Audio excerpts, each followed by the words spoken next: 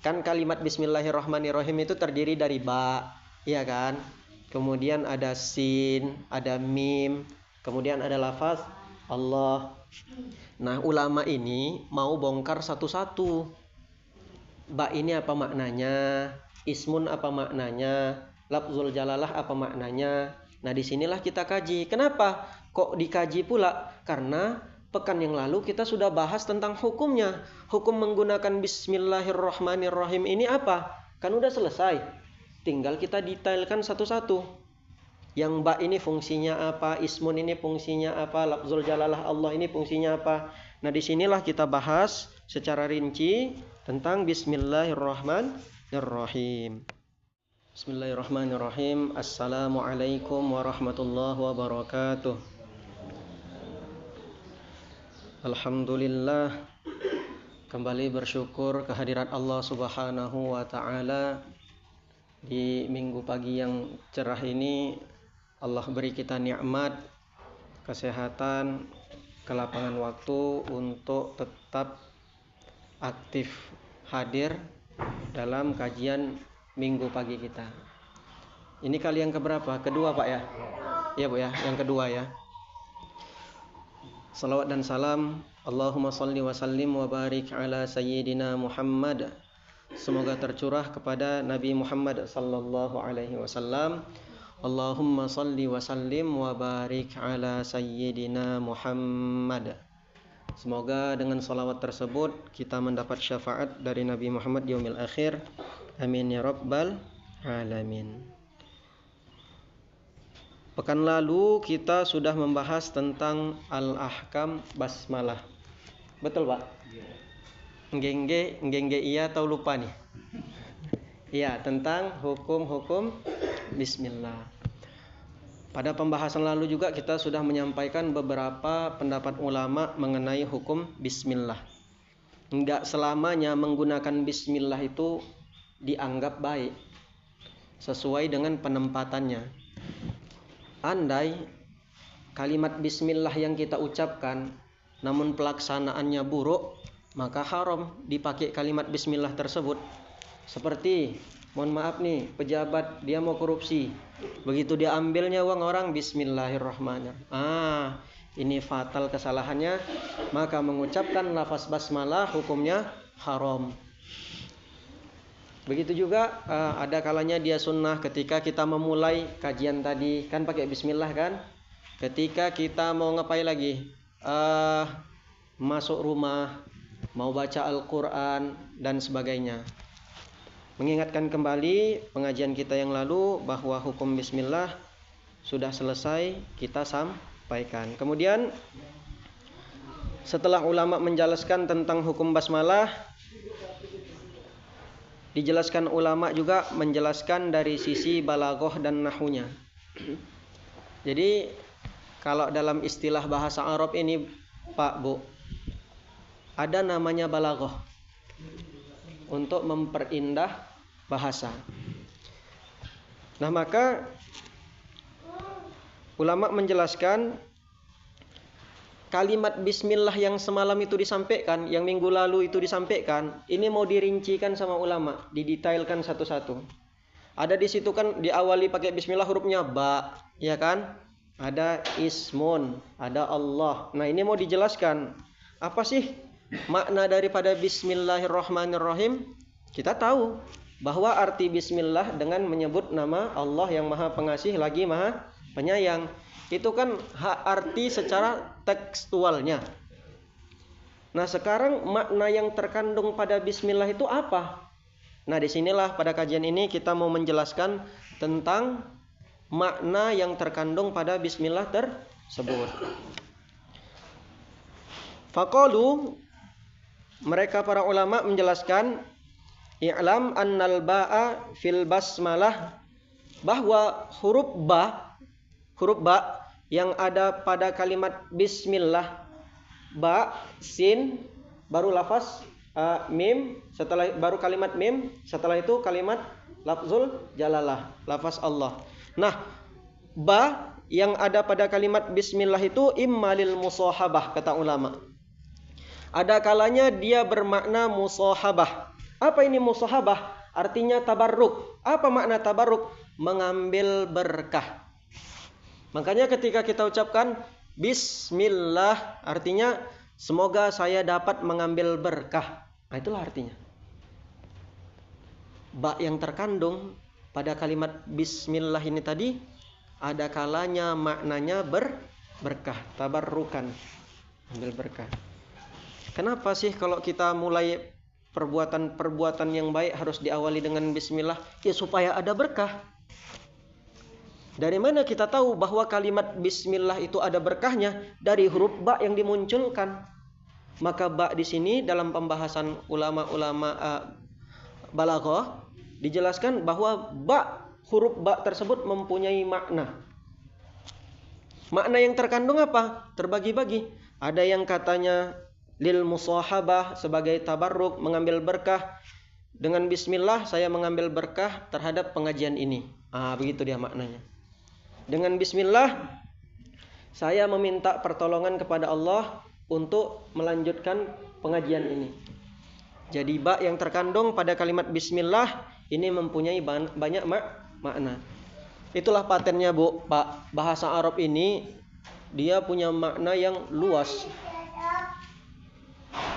Punya makna yang dalam. Sama seperti kita katakan bahwa huruf itu dia punya makna tersendiri. Ada artinya, ada maknanya. Jangan kita kira huruf itu nggak punya makna, Pak. Contoh ini, contoh. Kalau misalnya kita pergi keluar, ke pasar lah, di jalan raya. Ada nggak pernah kita jumpai huruf P, kemudian dicoret? Ada nggak? Ada. Maknanya apa? Berarti kalau gitu kita sepakat bahwa huruf itu punya makna. Benar kan? Huruf itu punya makna. Kalau sudah dibuat P, kemudian dicoret, Bapak parkir juga, alamat diangkut dishub. Begitu juga pada kalimat ini. Pada kalimat bismillah, ba-nya itu punya makna. Maknanya inilah yang harus kita kaji. Disebutkan sama ulama tadi, ada kalanya dia juga bermakna isti'anah, sebagai bantuan. Dengan menyebutkan bismillah, saya minta bantuan kepada Allah Subhanahu wa ta'ala untuk memulai segala bentuk aktivitas yang kita lakukan.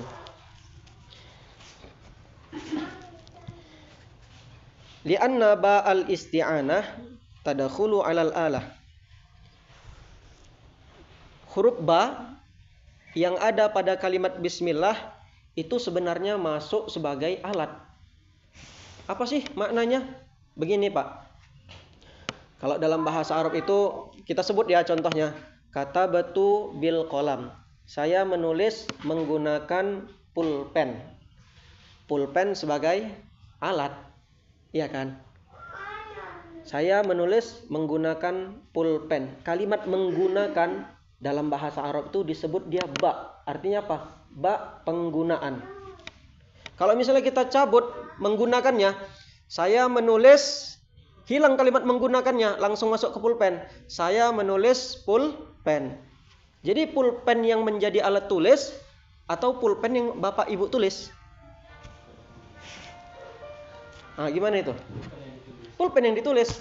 Kalau kita menghilangkan kalimat menggunakan. Tapi kalau sekiranya kita pakai kalimat huruf ba yang menjadi tambahan, artinya menggunakan, katabatu bil qalam. Saya menulis menggunakan pulpen. Artinya ba di situ bermakna apa? Isti'anah. Dengan bantuan pulpen tersebutlah dia bisa nulis. Dengan bantuan bismillah tersebutlah dia bisa mengaji. Dengan bantuan bismillah tersebutlah kita bisa kumpul bersama di sini. Maka huruf ba mempunyai makna tersendiri. Paham nih, Pak? Paham, Bu? Kalau nggak paham boleh pulang kita. Oke. Memang ngaji ini agak-agak ngeri-ngeri sedap gitu. Oh, lanjut lagi? Oh iya. Iya.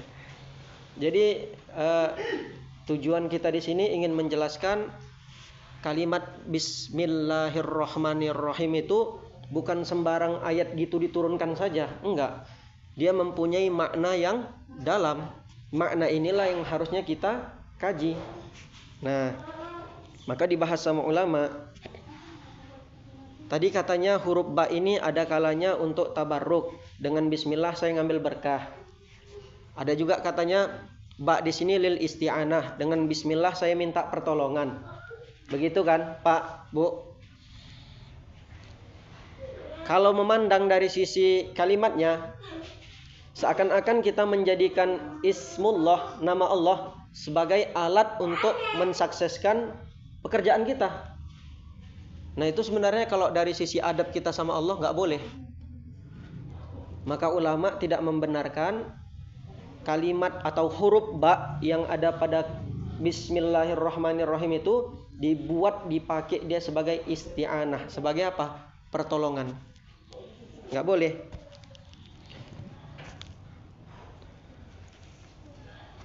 Seakan-akan di sini kata ulama bilang gini, seakan-akan menggunakan nama Allah menghasilkan maksud dan tujuan lainnya. Sama kayak kita nulis, sama kayak kita mengeluarkan kalimat tadi, kata batu bil qalam. Saya menulis menggunakan pulpen. Sekiranya kalau dihapuskan kalimat menggunakan, berarti bukan pulpen sebagai alat tulisnya, tapi kita nulis di pulpennya. Pulpennya itu kita tulis. Nah, begitu.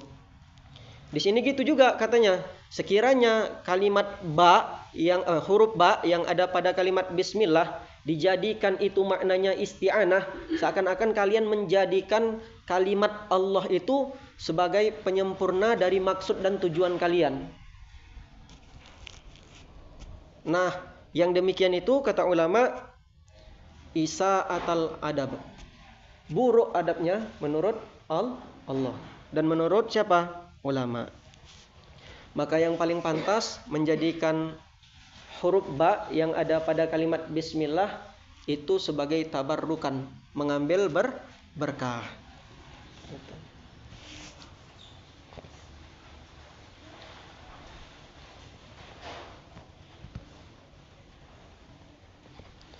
Terus dijawab sama ulama, la mani'a minal isti'anati bismihi ta'ala kama yusta'anu bidzatihi. Enggak jadi masalah sih kata ulama. Kalau kita minta bantuan, minta pertolongan menggunakan nama Allah, itu sah-sah saja sebagaimana kita minta tolong, minta bantuan menggunakan zatnya Allah. Artinya apa ini, Pak? Artinya apa ini, Bu? Kita nggak usah apa namanya, nggak usah terkaku kali.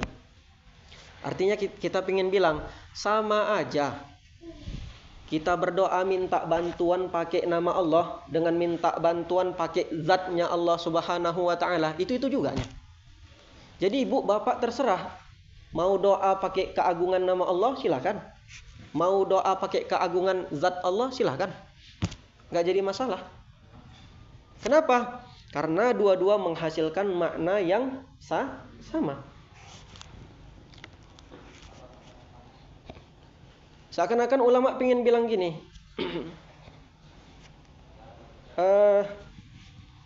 ini apa namanya, Bu? Pak?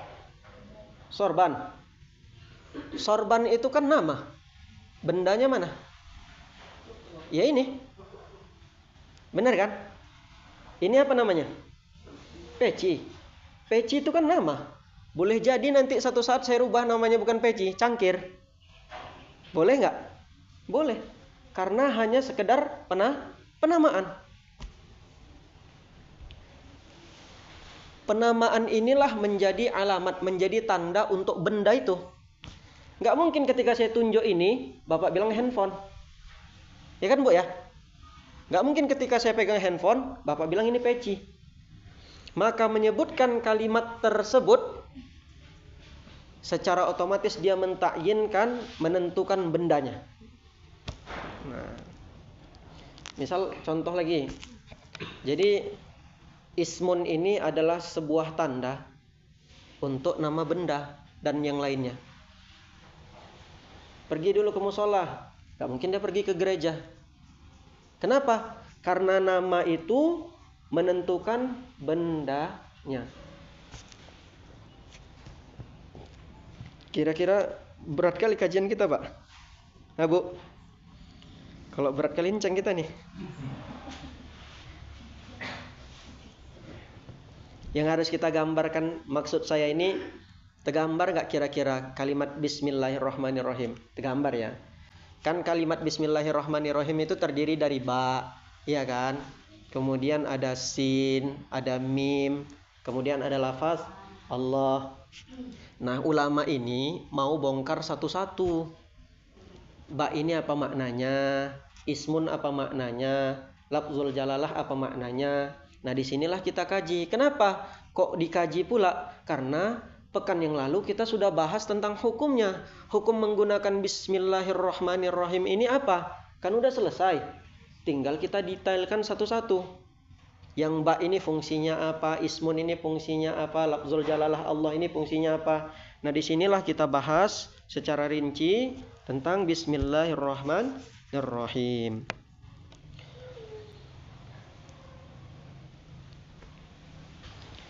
Kemudian kita lanjut, Bapak Ibu sekalian yang dimuliakan Allah Subhanahu wa taala. Kita paham bahwa setelah selesai mengenai huruf ba yang masuk kepada kalimat ismun, kan ada huruf ba, ya kan? Sebelum kalimat ismun itu ada huruf ba. Tadi udah kita bahas, ada maknanya tabarruk, ada maknanya isti'anah. Tabarruk ini artinya minta barokah, isti'anah artinya menjadikan pertolongan, alat bantu. Ikhtilaf ulama, nggak boleh dijadikan kalimat Allah itu sebagai alat bantu. Nggak boleh. Karena adabnya buruk kepada Allah. Jangan jadikan nama Allah sebagai alat bantu untuk segala kegiatan kita. Nggak boleh itu. Maka dicontohkan sama ulama tadi, seperti kalimat kata betu bil qalam, saya menulis menggunakan pulpen. Jadi kalau misalnya hilang kalimat menggunakannya, berarti pulpen bukan menjadi alat bantu lagi, tapi pulpen tersebut yang kita tulis-tulis.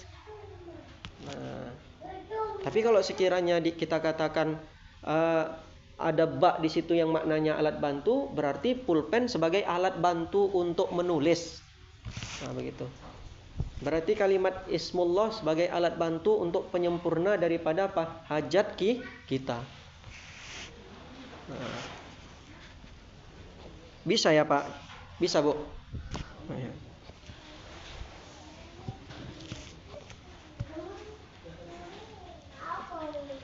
Nah, setelah selesai membahas mengenai huruf ba yang masuk kepada kalimat ismun, dari sisi balaghahnya, maka ulama merincikan kalimat ismunnya pula. Huruf ba sudah selesai. Sekarang tinggal masuk kalimat ismunnya. Bagaimana ini? Dari sisi nahwunya, bahwa ismun itu diambil dari kalimat as-samwu. Artinya apa? Al-ulu, yang tinggi. Jadi orang yang punya nama, ismun itu kan artinya nama. Orang yang punya nama berarti punya kedudukan yang tinggi. Ismun, sama. Artinya apa? Tinggi. Kenapa langit itu bahasa Arabnya kan sama? Nah, diingat. Langit bahasa Arabnya sama. Kenapa langit itu dikatakan sama? Sama ini kan artinya tinggi. Karena langit itu berada di atas. Jadi orang yang punya ismun mempunyai apa? Posisi di atas.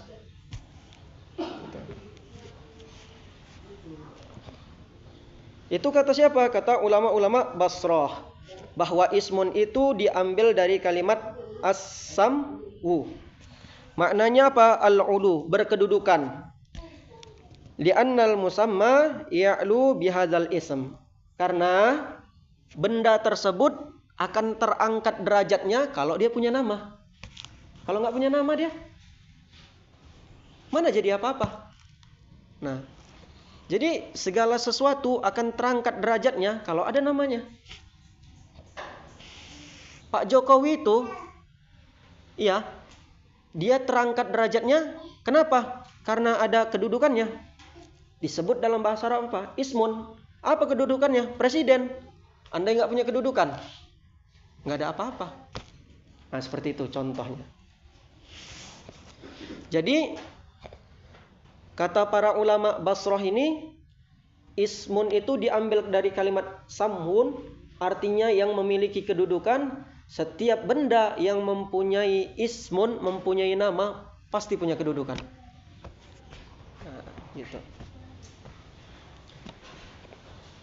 Nggak percaya Bapak Ibu sekalian? Oke, kita ambil sampel, kita ambil contoh. Ini kan kita semuanya manusia kan? Iya kan? Manusia. Nabi Muhammad tuh manusia kan? Manusia. Cuman sama nggak posisi Bapak Ibu sekalian dengan Nabi Muhammad? Kenapa? Dari mana itu kita tahu? Dari ismun tadilah. Yang membedakan antar kita manusia yang biasa dengan Nabi Muhammad.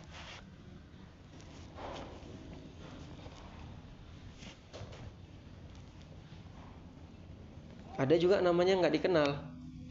Kalau mungkin orang dengar namanya lucu, ketawa. Siapa nama kau? Panjol. Tak kenal pula orang. Tapi kalau disebut, siapa namamu? Misalnya contoh, pas pula kebetulan dia anak presiden atau menantu presiden. Misalnya contoh Bobby. Orang pun jadi hormat. Kenapa? Karena memiliki kedudukan. Jadi nama itu jangan sembarangan kasih. Kasihlah nama anak itu yang baik, yang cantik. Kenapa? Karena ada kedudukan pada anak tersebut. Ya. Jangan kasih nama anak yang aneh-aneh. Siapa nama anakmu? Fir'aun. Besok udah jadi raja begal dia. Kasih nama anak itu yang elok, yang bagus-bagus. Kenapa? Ingat bahwa manusia akan terangkat derajatnya karena ada nama yang sampai ke dirinya. Jadi jangan pula yang aneh-aneh ngasih nama anak entah siapa, Panjol pula dia, siapa namanya, kadal busuk lah entah apa. Jangan. Nah, ini nggak boleh.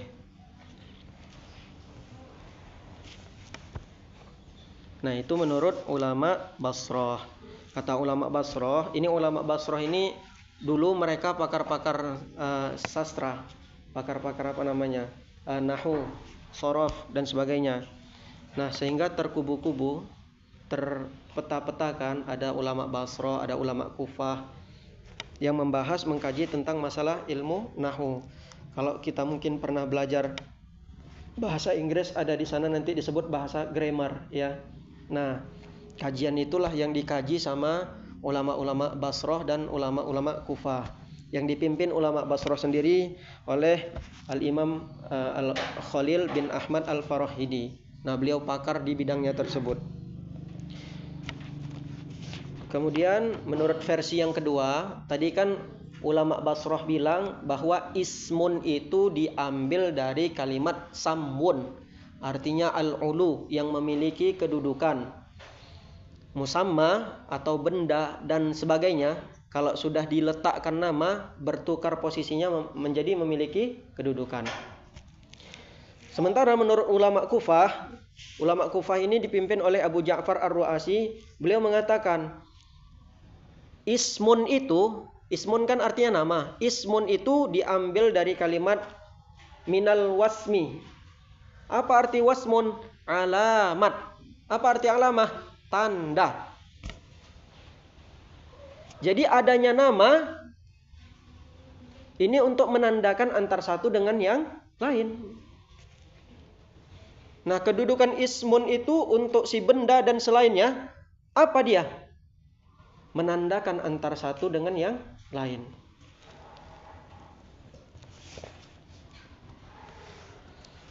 Jadi kira-kira kalau misalnya ditanya sama kita ini, Pak, Ibu sekalian, gimana tentang kajian masalah Bismillahirrahmanirrahim? Apakah ringan kajiannya atau berat? Pasti mungkin di antara kita ada yang menjawab bahwa kajian Bismillah itu kalau mau didetailkan sangat berat. Sangat berat. Gitu. Saya aja, Bu, Pak, untuk membahas rincian Bismillahirrahmanirrahim Dari habis sholat subuh saya udah bangun kan. Kemudian saya kerjakan, saya tulis, saya telaah lagi supaya duduk kajian tersebut. Nah, kita mau kajiannya harus menggunakan buku supaya ada pedoman, tidak sembarang bercakap. Nah, jadi begitulah perdebatan ulama mengenai huruf yang masuk kepada ismun, yaitu huruf ba. Kemudian perdebatan ulama mengenai ismun, apakah dia diambil dari kalimat samwun yang artinya al-ulu, memiliki kedudukan, atau dia diambil kalimat ismun ini tadi dari apa namanya? Minal wasmi, yang bermakna tanda. Maka sepakat para ulama bahwasannya jumhur mengatakan ismun ini diambil dari kalimat apa? Alamah. Walaupun ada ikhtilaf tadi, satu bilang dari apa maknanya al-ulu, kedudukan, ya kan? Satu lagi bilang maknanya tanda. Nah, ini jumhur sendiri mengatakan bahwa yang dipakai adalah bermakna tanda. Maka isim itu sebagai tanda antar satu dengan yang lain. Nah, gitu.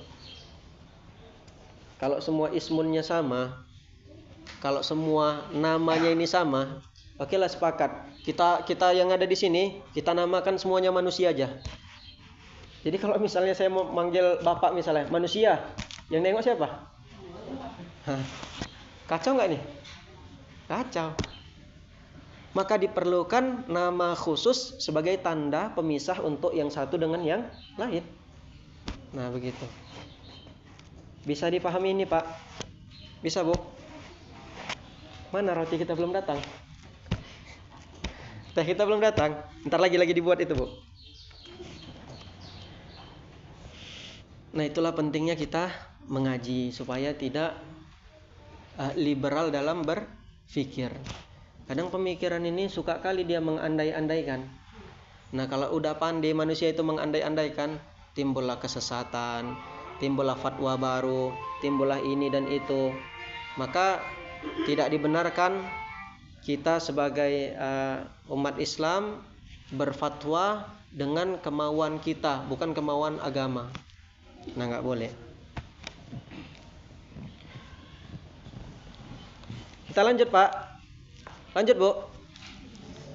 Kasihan juga udah berapa jam Ibu nunggu ya. Nggak lama-lama. Dilanjut dengan setelah selesai huruf ba, kemudian selesai kalimat ismun. Allah. Tolong, Bang. Setelah selesai huruf ba, setelah selesai kalimat ismun, kemudian dilanjut dengan kalimat lafzul jalalah. Bismillah. Nah, lafzul jalalahnya ini mau dibahas juga. Dikatakan lafzul jalalah, lafaz yang mulia ini adalah Allah. Allah ini merupakan nama atau bendanya?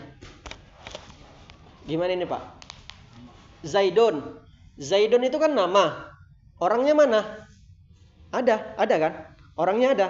Maka nama Zaidun sama orangnya itu berbeda. Zaidun sebagai penanda untuk orangnya.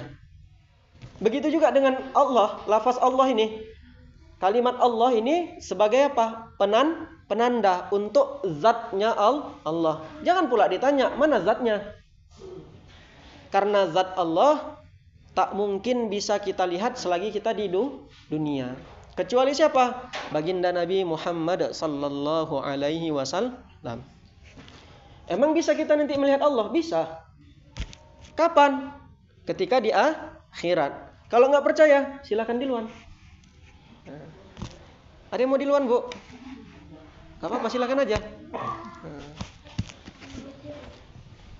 Barangkali malaikat maut dengar juga pengajian kita nih. Tengok-tengoknya mana yang udah senior umurnya nih. Enggak, kematian itu enggak pandang umur juga. Boleh jadi adik-adik yang di depan ini duluan dia. Ya, Dek? Oh, enggak. Dijelaskan lagi lafzul jalalah, kalimat agung tersebut, lafaz Allah ini sebagai alamun, sebagai tanda untuk zatnya Allah. Biar nggak bingung, saya ulang beberapa kali. Ada benda tersebut harus punya nama. Ada zat tersebut juga harus punya nama.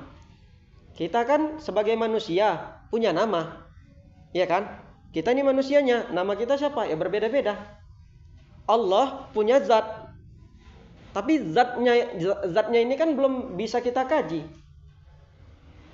Nah, yang memiliki zat ini siapa namanya? Allah. Nah, maka oleh karena itu, kata ulama, kalimat Allah atau lafaz Allah menjadi alamun li zatihi, sebagai penanda untuk zat Allah Subhanahu wa ta'ala. Fadzatullahi mawjudun. Zat Allah Subhanahu wa ta'ala itu pasti ada. Kenapa?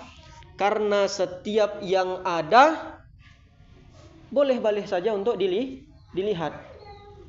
Ingat ibu bapak sekalian, setiap yang ada boleh-boleh saja untuk dilihat. Bukan wajib. Tapi boleh. Boleh jadi dia bisa dilihat, boleh jadi enggak terlihat. Contoh, kira-kira bapak ibu sekalian faham enggak apa yang saya sampaikan? Faham. Sekarang saya tanya, mana faham itu? Mana dia? Ada enggak dia? Enggak terlihat. Yang saya tanya, ada enggak faham itu? Ada. Apakah setiap yang ada harus dilihat? Enggak. Maka tadi hukum mantikinya, setiap yang ada boleh-boleh saja dilihat, tapi enggak wajib. Karena kalau jatuh hukumnya wajib, semua yang ada harus bisa dilihat oleh mata ini. Nah, Allah ada, tapi enggak bisa dilihat. Berarti salah dong hukum mantiknya. Nah, kan enggak boleh seperti itu. Maka kita katakan setiap yang ada boleh-boleh saja untuk dilihat. Fadzatullahi mawjudun. Zat Allah Subhanahu wa ta'ala ini ada. Wa kullu mawjudin yura. Setiap yang ada boleh-boleh saja untuk kita lihat. Buktinya siapa? Nabi Musa alaihissalam, kan kita pernah dengar kisah nih. Kisah Nabi Musa ingin melihat Allah Subhanahu wa ta'ala. Tertera di dalam Al-Quran. Ya kan? Apa katanya? Rabbi inni an anzur ilaik. Ya Allah, berikan saya kesempatan untuk bisa melihat engkau. Qala lan tarani. Dijawab sama Allah, kau tak akan pernah bisa melihat aku. Walakin inzur ilal jabali. Tapi coba kau lihat kepada gunung tersebut. Fa in istaqarra makanah, sekiranya gunung tersebut tetap pada posisinya, fasaufa tarani, pasti kau bisa melihat aku. Artinya, Bapak Ibu sekalian, kalimat yang dikeluarkan sama Nabi Musa, pingin melihat Allah Subhanahu wa ta'ala, ini menunjukkan bahwa kita meminta untuk melihat Allah Subhanahu wa ta'ala sah-sah saja, boleh-boleh saja. Kita manusia ingin bisa melihat Allah Subhanahu wa ta'ala, boleh enggak? Boleh-boleh saja. Kalimat itu keluar dari lisan manusia. Mana buktinya? Nabi Musa sendiri orang yang sempat mengucapkan kalimat tersebut, bahwa dia ingin berjumpa Allah Subhanahu wa ta'ala.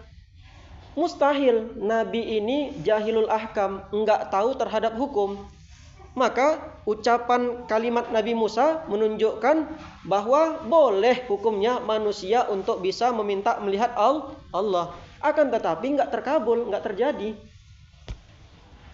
Nah begitu. Kan enggak semua yang kita pinta harus dikabulkan Allah. Ya kan? Yang misalnya contoh, Bapak Ibu pengen kaya raya. Contoh, sah-sah saja enggak? Sah-sah saja untuk meminta kalimat tersebut keluar dari lisan kita.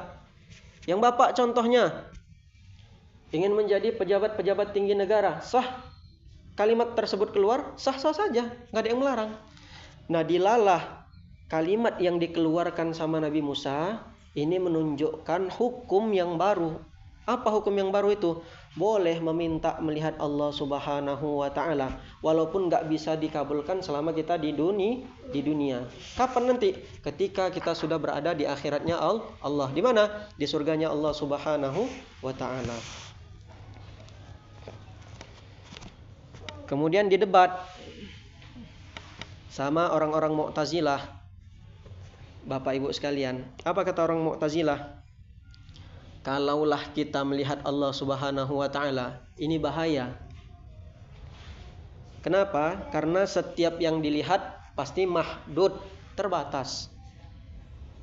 Bapak ini kan terbatas nih, cuman segitu aja. Nggak lebih dari beberapa, ya kan? Kalau misalnya saya melihat ibu sekalian, kan terbatas. Cuman satu orang gitu saja. Nah, kata orang Mu'tazilah, kalau sekiranya kita bisa melihat Allah, oh nanti terbatas ini. Ya Allah cuman segitu aja. Sebagaimana Bapak Ibu segitu aja cuman takarannya, ukurannya. Nah, itu kata siapa? Orang Mu'tazilah. Kemudian dia bilang lagi bahwa kalau sekiranya kita bisa melihat Allah, dikhawatirkan nanti akan muqabalah. Apa arti muqabalah? Berhadap-hadapan. Saya, Bapak Ibu sekalian, gak akan pernah bisa melihat Bapak kalau saya belakangi. Ini kan karena kita berhadap-hadapan. Saya bisa lihat Ibu, saya bisa lihat Bapak. Coba saya belakangi. Mana mungkin saya bisa melihat Bapak Ibu sekalian. Nah, begitulah kata siapa? Orang Mu'tazilah. Gak mungkin kita bisa melihat Allah Subhanahu wa ta'ala. Karena kalau kita bisa melihat Allah, pasti terbatas nantinya. Karena kalau kita bisa melihat Allah, pasti harus berhadap-hadapan. Iya kan? Kalau sudah berhadap-hadapan, berarti wajah Allah kemari. Di belakang nggak ada wajah. Kalau begitu Allah nggak tahu bahagian yang belakang. Kan begitu. Kata siapa ini? Orang Mu'tazilah. Yang ketiga, argumentasi mereka. Kalau sekiranya kita melihat Allah Subhanahu wa ta'ala, maka timbul yang terakhir. Apa itu? Punya jihah, punya arah. Saya nggak mungkin bisa melihat ibu kalau saya mandang sana. Iya kan? Berarti arah ibu di mana? Sana. Saya nggak mungkin bisa melihat bapak kalau saya mandang ibu. Berarti arah bapak di mana? Sana. Nah, kalau sekiranya kita bisa melihat Allah, nanti pasti punya arah. Entah dia di atas kah, atau di bawah kah, atau kanan kah, atau kiri, atau belakang. Itulah namanya arah. Itu kata orang Mu'tazilah. Jadi gimana kita harus buat ini, Pak? Katanya Allah bisa dilihat. Ya. Kalau sekiranya Allah bisa dilihat, oh berarti ini nanti ada batasannya. Harus berhadap-hadapan, harus punya arah. Gimana cara kita bantahnya? Apa yang mau kita bilang? Dijawab sama ulama dari kalangan Asy'ariyah. Bahwa melihat Allah Subhanahu wa ta'ala enggak mesti apa yang kita lihat itu harus terbatas. Ingat Bu ya, Pak ya. Setiap yang dilihat itu tidak harus terbatas. Mau kita buktikan? Perlu pembuktian enggak? Perlu. Coba Ibu keluar dari musola ini, Ibu pandangi langit tersebut. Mana batasan langit? Kok bisa saya kasih 100 juta? Ada? Enggak ada. Siapa yang bilang? Ya Bapak Ibu sekalian yang bilang. Iya kan? Bahwa yang dilihat tidak sepenuhnya harus terbatas. Mana batasan langit? Ya langit ada batasannya. Iya. Kalau memang langit ada batasannya, tunjukkan sekarang. Nah kan begitu. Kemudian dijawab lagi. Jawaban yang kedua, kata orang Mu'tazilah, setiap yang dilihat itu harus berhadap-hadapan. Kalau saya belakangi Bapak Ibu sekalian, saya pasti nggak akan bisa melihat Bapak Ibu sekalian. Kan begitu. Nah dijawab sama ulama Asy'ariyah. Mereka berkata bahwa setiap yang dilihat itu nggak harus berhadap-hadapan. Mana buktinya? Nabi Muhammad SAW ketika memimpin sholat, beliau berkata seperti ini. Sawu sufufakum fa inna taswiyatas sufuf min itmamis shalah. Kalau yang jadi imam sering gitu mengucapkan kalimat tersebut. Luruskan dan rapatkan saf-saf kalian, karena meluruskan dan merapatkan bahagian daripada penyempurnaan nilai salat. Itu panjang kalimat sebenarnya. Karena yang dipakai imam terpotong saja dan enggak boleh digunakan. Kenapa? Karena hanya yang bisa melakukannya adalah Rasul. Apa kalimat lanjutannya? Fa inni arakum ma wara'a dhahri. Sesungguhnya aku dapat melihat kalian dari arah belakangku. Jadi Rasul natapnya ke depan, terlihatnya lah manusia yang ada di belakangnya. Mukjizat. Kalau kurang ini Pak, enggak apa-apa. Enggak apa-apa, ada lagi? Lihat kata Rasul. Luruskan saf kalian, rapatkan, karena menyempurnakan di antara salah satu penyempurnaan pahala salat itu adalah merapatkan dan meluruskan saf. Tapi itu dipotong. Kalimat panjangnya fa inni arakum ma wara'a dhahri. Sesungguhnya saya dapat melihat kalian dari arah belakang. Bayangkan, Rasul ngadapnya ke Ka'bah ke depan, tapi yang dilihat Rasul sallallahu alaihi wasallam adalah manusia-manusia yang berada di belakangnya. Ini bukti bahwa setiap yang dilihat enggak harus berhadap-hadapan. Benar kan, Pak?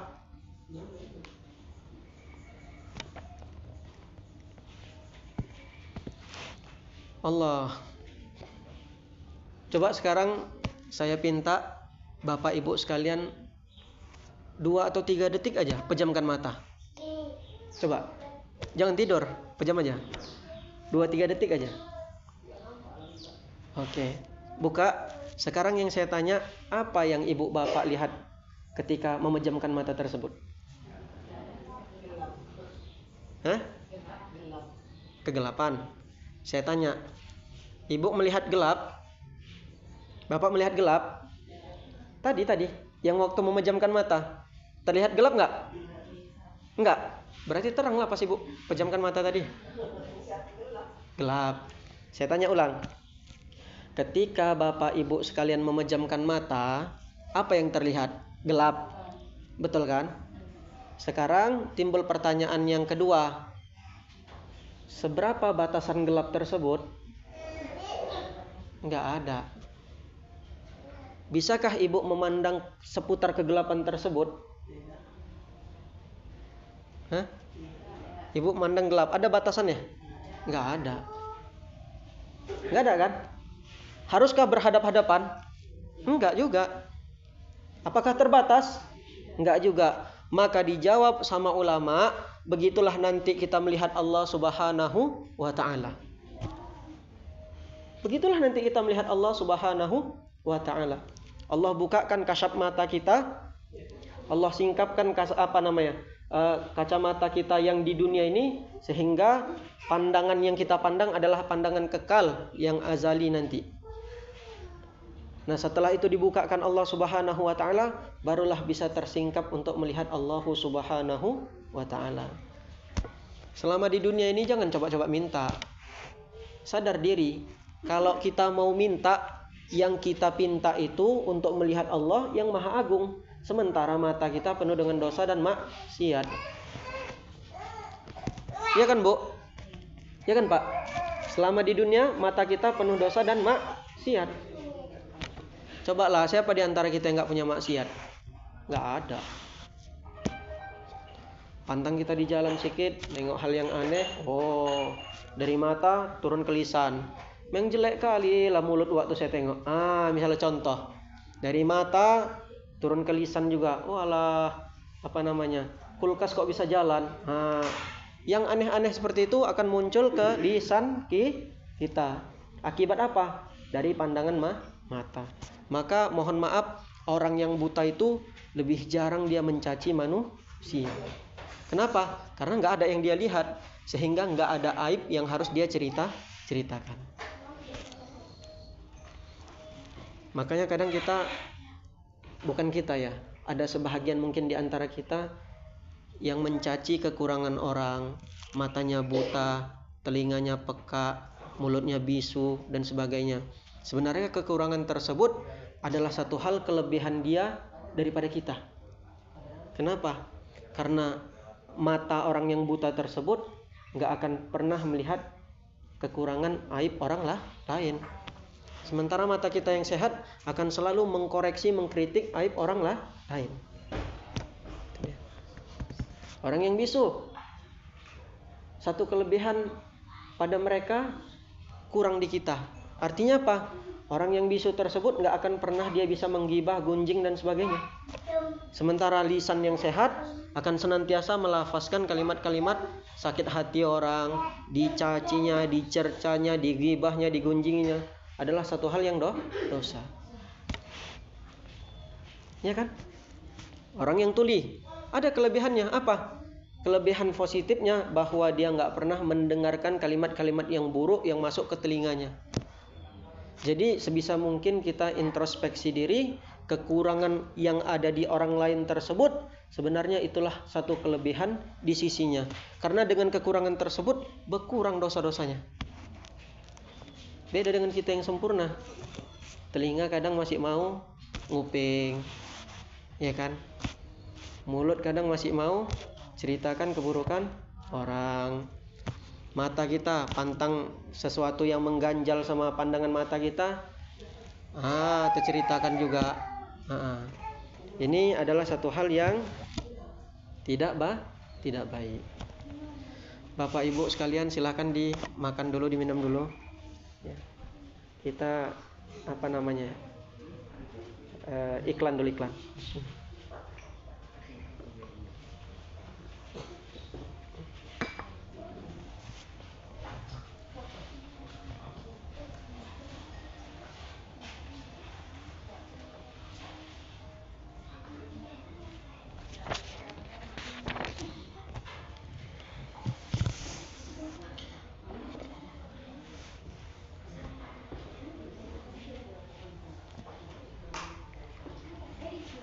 Oke, kita lanjut lagi Pak ya, Bu. Begitulah seputar pembahasan tentang mengenai huruf ba. Kemudian kalimat ismunnya, kemudian kalimat Allahnya, kemudian kalimat Ar-Rahman. Rahman ini artinya apa? Yang Maha Pengasih. Nggak ada satupun makhluk, wa ma min dabbatin, tidak ada satupun yang melata di dunia ini kecuali semua Allah kasih rezekinya. Allah kasih. Tapi setiap yang dikasih jangan pernah lupa pula, pasti ada diuji. Nah, begitu dia. Jangan kita pikir Allah ngasih terus kita nggak merasakan ujian dari Allah. Semua manusia yang ada di muka bumi ini pasti dapat ujian. Ada kalanya diuji itu dalam bentuk al-istidraj. Apa arti al-istidraj? Dikasihnya terus menerus. Nah, ambil, makan, ambil. Kaya raya mendadak. Kaya terus, kaya. Rupanya sampai akhirat malah kekayaannya menjadi siksaan untuk dia. Ada kalanya diuji terus. Ini ekonomi kau cabut dulu. Ditarik. Ternyata menghilangkan berbagai dosa yang pernah dia lakukan. Gitu. Ada kalanya Allah uji dari sisi anak, harta dia udah cukup, keluarga udah bagus, kehidupan mapan. Mohon maaf, anaknya pula nakal luar biasa. Ya kan? Ada yang keluarganya bagus, anaknya bagus, bermasalah di harta. Jadi setiap yang Allah kasih yang ada di muka bumi ini semuanya tidak terlepas dari ujian.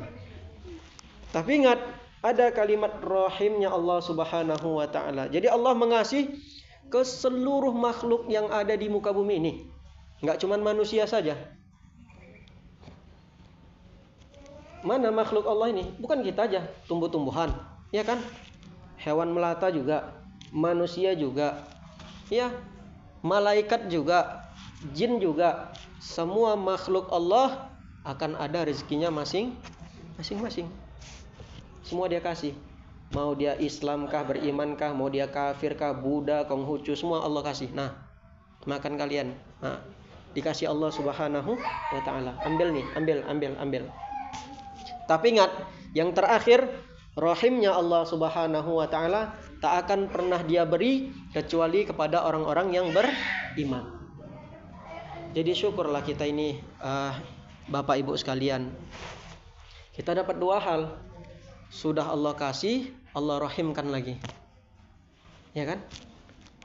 Sudah Allah kasih, Allah sayang kita. Mana bukti Allah sayang kita? Setiap ujian yang menimpa kita, ada nilai dosa yang dihapuskan di hadapan kita.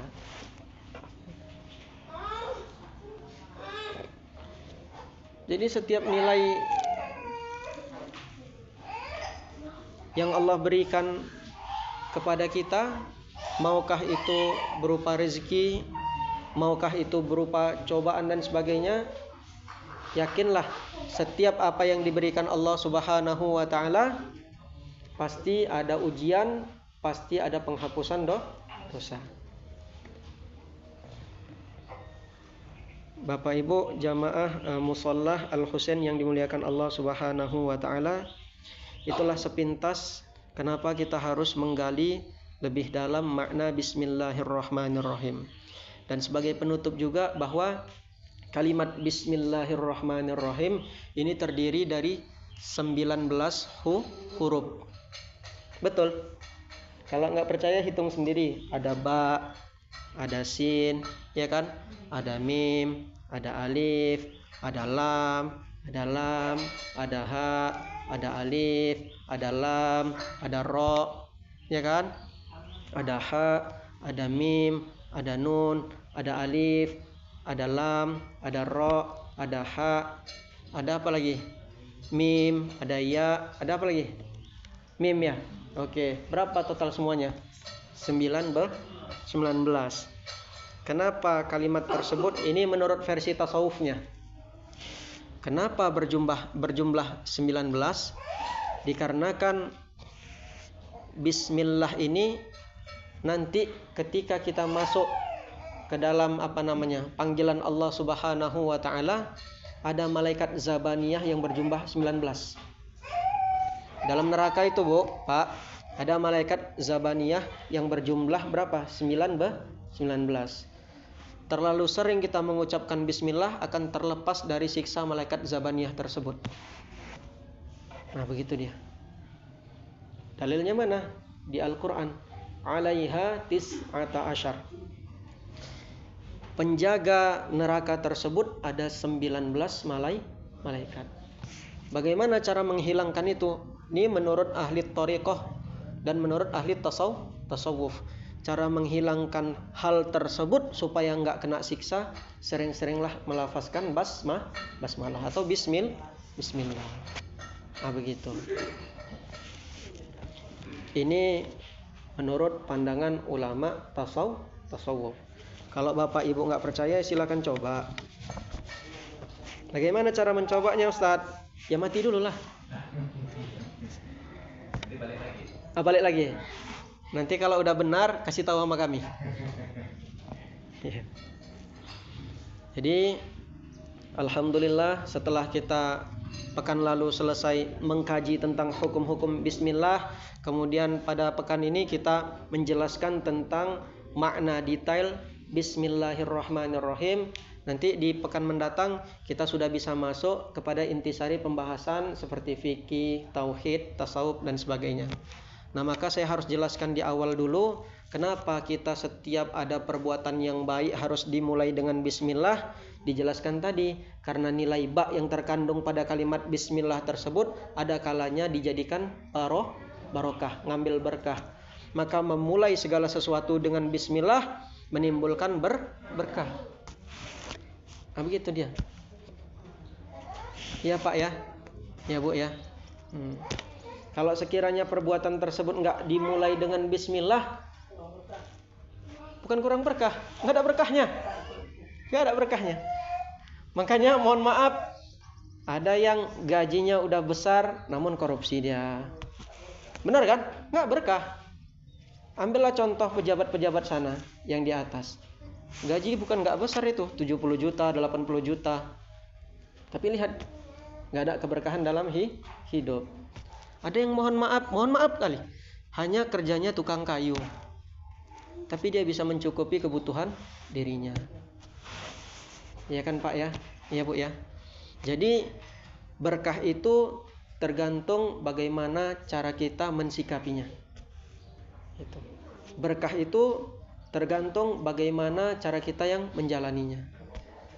Ada kalanya kalau mau kehidupan kita penuh berkah ini, ya banyak-banyaklah kita melakukan amal kebaikannya. Ya, jangan yang bukan hak kita dikipas juga. Nah dari sini tuntas sudah kajian kita tentang Bismillahirrahmanirrahim secara balaghah dan nahwunya, juga secara hukum-hukum menggunakan bismillah. Nah dari sini seputar bismillah ada nggak kira-kira yang mau ditanyakan Bapak Ibu sekalian?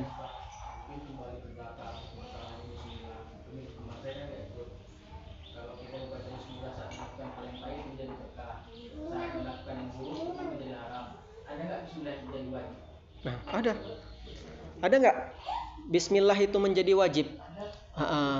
Kemarin kita sudah sampaikan bahwa bismillah tersebut akan jatuh hukumnya wajib kapan? Ketika kita melaksanakan sholat, di awal membaca Al-Fatihah, wajib dia pakai bismillah. Kenapa? Menurut versi siapa? Mazhab Syafi'iyah. Maka bismillah satu ajza, satu bahagian daripada Al-Fatihah. Itu menurut siapa nih? Menurut Syafi'iyah. Menurut Syafi'iyah, bismillah, alhamdulillah, terus ini merupakan satu ayat, 2 ayat sampai 7 ayat. Berbeda dengan pandangan Hanafi yang mereka mengatakan bahwa bismillah bukan bahagian daripada Al-Fatihah.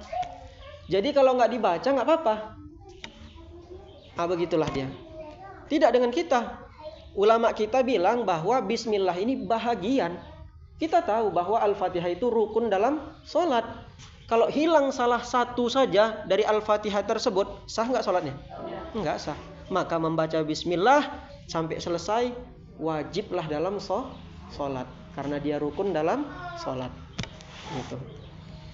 Ada lagi Bapak Ibu sekalian? Kalau nggak ada kita tutup, kita sudahi, nggak apa-apa, ngaji kita tipis-tipis, yang penting ada barokahnya, bisa dibawa pulang, bisa dipahami. Nah itu aja yang menjadi harapan kami. Kemudian doakan menjadi amal jariyah. Jadi kita nggak meminta apapun dari Bapak Ibu sekalian, melainkan hanya doa sajalah. Nah doakan kami juga, semoga hari ini kita bisa berkumpul bersama, esok kelak di surga kita bisa kumpul lagi bareng. Iya. Nggak ngaji lagi lah, nggak talaki. Duduk, ya kan Pak, sambil minum kopi, bakar rokok, bakarnya ke neraka dulu, baru balik lagi ke surga dia. Iya, oke.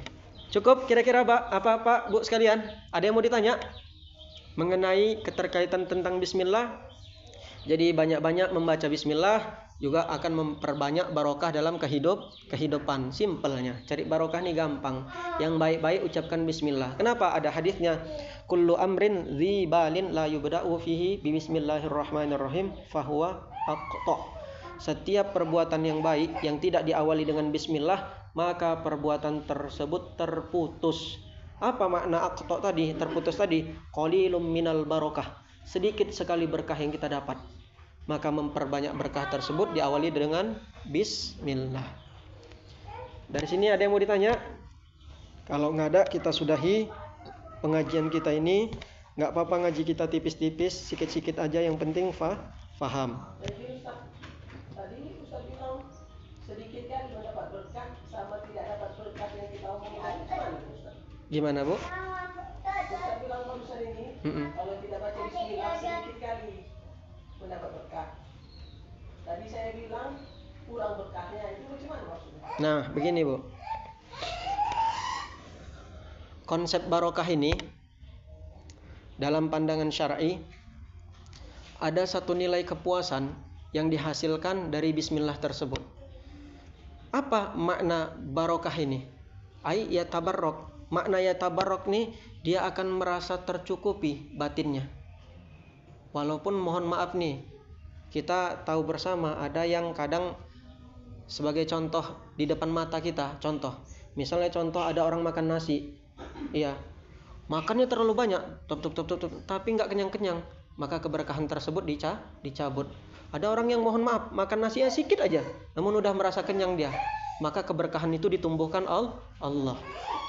Nah, dari sini kita bisa menilai merasa kenyang itu bukan karena banyak atau sedikitnya, tapi karena berkahnya. Karena berkah tersebutlah jiwa dia merasa cukup. Iya kan? Tengok kita lihat berapa banyak orang yang mohon maaf makannya tambah sampai 4 piring, 5 piring. Ada. Nggak kenyang-kenyang juga dia. Kenapa? Rasa barokahnya Allah cabut. Mungkin lupa dia baca bismillah. Kongsi dia kan sama kawan di sampingnya. Kongsi dia. Tapi ada juga nih emak-emak nih biasanya banyak barokahnya. Kalau makan tuh sedikit kali. Bukan karena apa-apa, pengen diet pak. Sedikit kali makan di depan bapak. Nanti di dapur diempat lagi tuh. Oke. Makan di luar lagi ya. Jadi begitu konsep berkah ini Bu. Konsep berkah ini Pak, adanya satu kepuasan yang kita rasakan dalam jiwa. Jadi nggak perlu, bukan masalah banyak atau sedikitnya yang kita makan, tapi karena ada berkah yang turun dari Allah Subhanahu wa taala, disitulah kita merasa tentram mengkonsumsi segala sesuatu tersebut, merasa kenyang, merasa puas, apalagi menjadi darah daging yang baik. Oh, saya makan pakai bismillah selalu, Ustaz. Betul. Iya, betul. Cuman yang dikasihnya ke anak istrinya uang hasil korupsi. Enggak ada juga itu berkahnya. Makanya walaupun dia baca bismillah enggak jadi masalah karena anaknya enggak tahu, istrinya enggak tahu. Tapi berefek. Ujung-ujungnya anaknya enggak mau dengar ucapan emaknya, melawan sama orang tuanya. Ya kan? Kemudian anak yang dididiknya dari kecil sampai besar malah jadi Fir'aun untuk emak ayahnya. Nah begitu, hilang barokah dalam kehidupan. Tapi ya saya doakan semoga kita semua yang hadir di sini dapat selalu keberkahan dari Allah Subhanahu wa taala. Amin ya rabbal alamin. Jadi pandai-pandailah kita cari keberkahan Allah. Jangan pandai-pandai kita cari muka di depan manusia. Gak usah. Hidup nih cari berkah bukan cari muka. Nah begitu aja. Karena nggak ada puasnya manusia ini. Besok dia menjatuhkan si A. Setelah jatuh si A, rupanya diganti dengan si B. Dijatuhkannya lagi B. Sampai kapanpun hari kiamat nggak akan pernah merasa puas batin dan jiwanya untuk menyakiti orang. Saya yakin yang berada di musola ini semuanya orang-orang yang baik di sisi Allah Subhanahu wa taala. Selagi di musol, keluar nanti nggak tahu lah. Keluar nanti nggak tahu. Tapi husnuzon tetap baik. Amin ya rabbal alamin.